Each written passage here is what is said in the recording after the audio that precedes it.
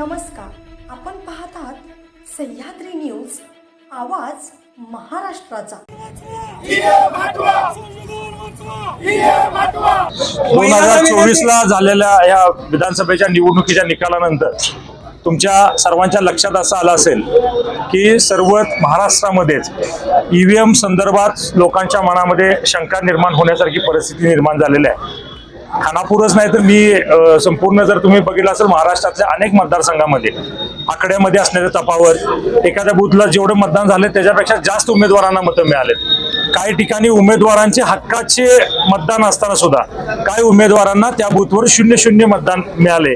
अशी विदारक आणि धक्कादायक परिस्थिती आपल्या सगळ्यांच्या निदर्शनास आलेली आहे। ईव्हीएम बद्दल सर्वांच्या मनामध्ये आता इतकी प्रचंड शंका आहे की त्या शंकेच्या हिशोबानं माझ्यासारख्या एखाद्या कार्यकर्त्याला वाटतं की भविष्यात ईव्हीएम जर असेल तर उमेदवारी करायची की नाही, निवडणूक लढवायची का नाही, अशी परिस्थिती आमच्या सगळ्यांच्या वरती येऊन टेपलेली आहे। हे जर माझं एकट्याचं मत असतं तर ठीक आहे, पराभवानंतर एखादा उमेदवार बोलला असं कोणतं म्हणेल, पण माझ्याबरोबर अपक्ष लढलेले आदरणीय या मतदारसंघाचे माजी आमदार राजेंद्रांना इथं उपस्थित आहेत, भक्तराज काका ठिगळे इथं उपस्थित आहेत, संग्राम माने इथं उपस्थित आहेत।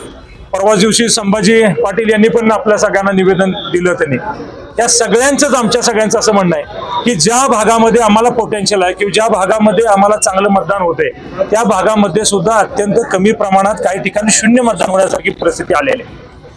एक ट्रेंड जर बघितला तर पहिल्या बूथ पासून ते 358 जेवढे बूथ आहेत एक सलग ट्रेंड त्या उमेदवाराच्या बाबतीत दिसतो। म्हणजे जर माझ्यासारख्या उमेदवाराला एका बूथवर 300 मतं मिळत असतील तर शेवटपर्यंत मला 300 मतं मिळत चाललेत, आणि माझ्या विरोधी उमेदवार आहे त्याला जर 700 मतं मिळत असतील तर शेवटपर्यंत त्याला 700 मतं मिळत जाते।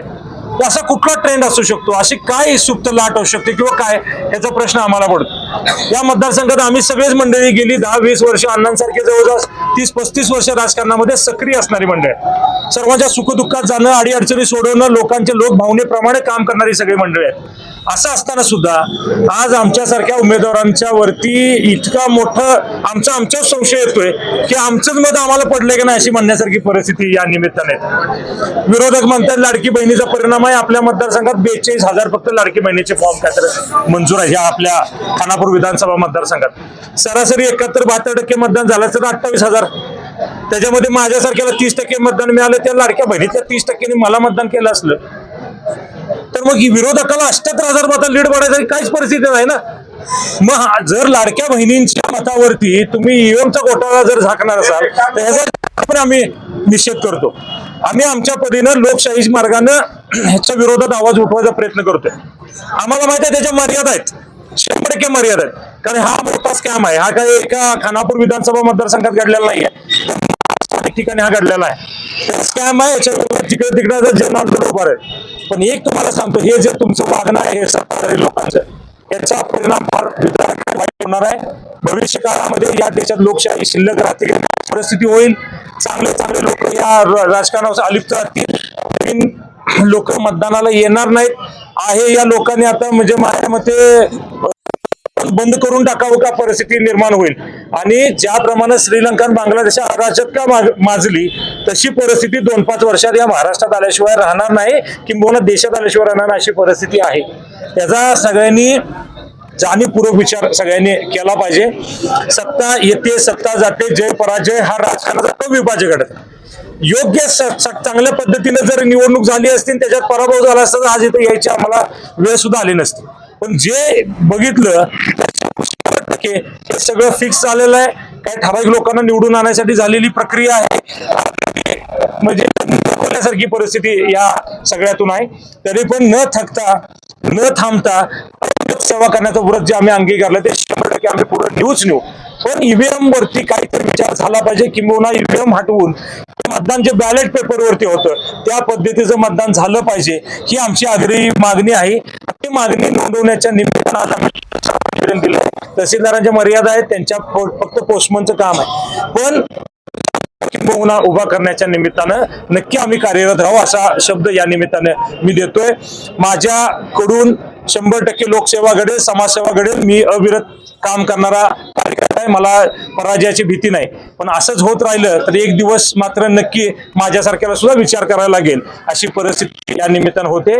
या सगळ्याचा मी जाहीर निषेध करतो आणि ईव्हीएम हटवून बॅलेटवरती मतदान झालं पाहिजे, अशी आग्रही मागणी नोंदवली. या ठिकाणी सर्वांनी एकत्र येऊन हा लढा उभा केलाय. पुढील दिशा काय असेल? आता आम्ही सर्वांनी एकत्रित येऊन आमची मागणी आहे की हे झाले अत्यंत चुकीचं झालंय. आम्ही नंतर एकत्रित बसू. आमची मागणी नोंदवलेली आहे. कायदेशीर प्रक्रिया काय याच्यामध्ये करता येते का, कायद्याच्या माध्यमातून काय करता येतं का, याच्यावर चाचपणी करू. पण झालंय हे इतकं ड्रास्टिक आहे की त्याच्यामधून अजून आम्हाला सावरू नये अशी परिस्थिती आमच्या सगळ्या नेते मंडळीच्या. 2024च्या विधानसभेचा निकाल हा धक्कादायक लागलेला आहे. आज आम्ही सगळेच अपक्ष आणि वैभव दादा या आपण सगळ्यांनी मिळून आपण ईव्हीएम हटाव. खरं म्हणलं तर आमच्या अपक्षांचा आवाजच दाबून टाकलेला आहे आणि अपक्षांची 100% म्हणजे 40%च्या पुढची मतं सगळे विजयी उमेदवाराकडेच गेलेली आहेत. म्हणजे आमच्या हक्काच्या गावामध्ये सुद्धा आम्हाला मतदान पडलेलं नाही, हक्काच्या माणसांचे सुद्धा मतदान पडलं नाही असं चित्र दिसतंय. खरं म्हणलं तर हे ईव्हीएम मशीन चुकीच्या पद्धतीनं ऑपरेट करण्याचा प्रयत्न जाणीवपूर्वक झालेला आहे. चांगल्या पार्टीचे 10-20 टक्के मतं घेतली आणि अपक्षांची 100 अपक्ष एकत्रित येणार नाही असं त्यांना वाटलं. पण आम्ही सगळे एकत्रित येऊ, पुढे असाच लढा आम्ही चांगल्या पद्धतीनं देण्याचा आम्ही प्रयत्न करू. हे जास्त दिवस टिकत नसते. किती जरी काही केलं तरी लोकांना ह्या प्रश्नांची उत्तरं मिळेपर्यंत लोक सुद्धा जागृत झालेले आहेत आणि त्या दृष्टीनं भविष्यामध्ये हे बॅलेट पेपरवरती यावं.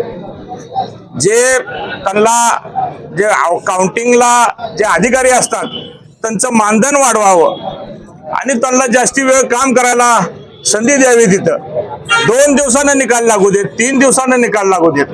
पण हा निकाल पारदर्शक होणं आणि लोकशाही वाचली पाहिजे आहे. लोकशाहीत विरोधी पक्ष नसेल तर लोकशाहीला अर्थ नाही आणि अशा पद्धतीनं जर लोकशाही चालणार असेल तर ही हुकुमशाहीच आहे असं स्पष्टपणानं म्हणावं लागेल.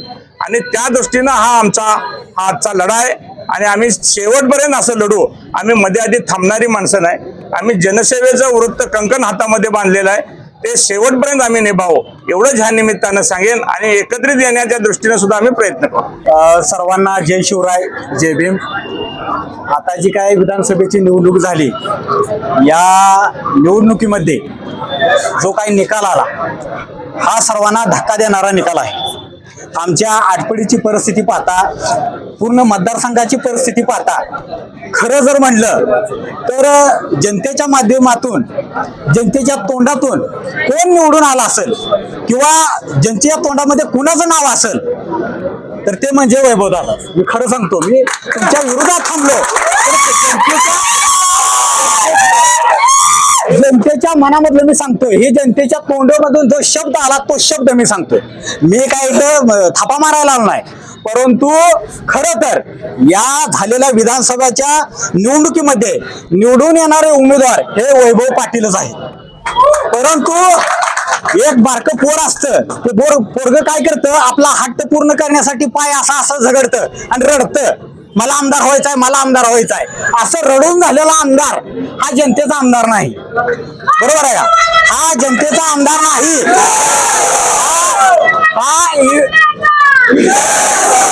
हा आमदार ईव्हीएम मशीन मध्ये घोटाळा करून दुसऱ्याचे पाय चाटून हा आमदार झालेले आहे.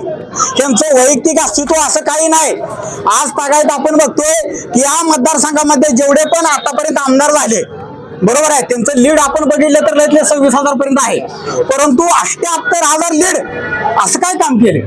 बरोबर आहे का? म्हणजे असा काय मोठा पराक्रम केला की आता म्हणजे लाडक्या बहिणी, आम्हाला बहिणी नाहीत का? सगळ्यांना लाडक्या बहिणी आहेत. तुम्हाला खरं सांगतो की लाडक्या बहिणीने हे जे एकनाथ शिंदे आहेत हे राक्षसी प्रवृत्तीचे आहेत हे सगळ्यांना माहित आहे.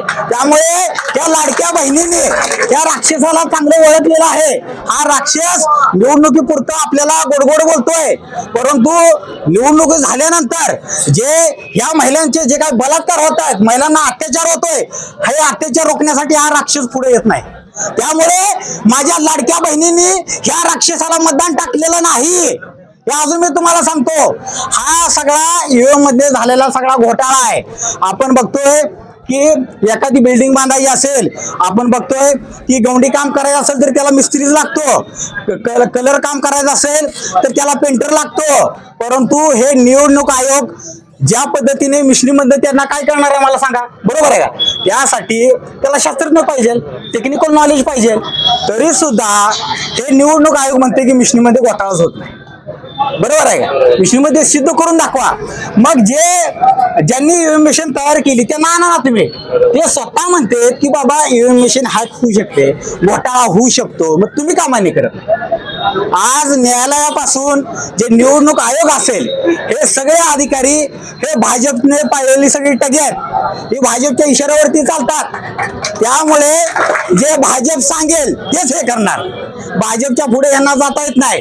त्यामुळे आता आपल्या सर्व पत्रकारांच्या समोर, जनतेच्या समोर एवढं सांगतो की लोकशाही संपलेली आहे, लोकशाही राहिलेली नाही. त्यामुळे खरंच जर इथून पुढे निवडणुका चांगल्या पद्धतीने जर आपल्या मतदारसंघामध्ये महाराष्ट्रामध्ये घ्यायचे असतील किंवा करायचे असतील तर ईव्हीएम मशीन बॅन झाली पाहिजे. जोपर्यंत ईव्हीएम मशीन बॅन होत नाही तोपर्यंत आपल्या तालुक्यातल्या जनतेला, महाराष्ट्रातल्या जनतेला न्याय मिळणार नाही. अपक्ष उमेदवारांना कोण बी असं, सगळ्या उमेदवार असू द्या, कुणालाही न्याय भेटणार नाही.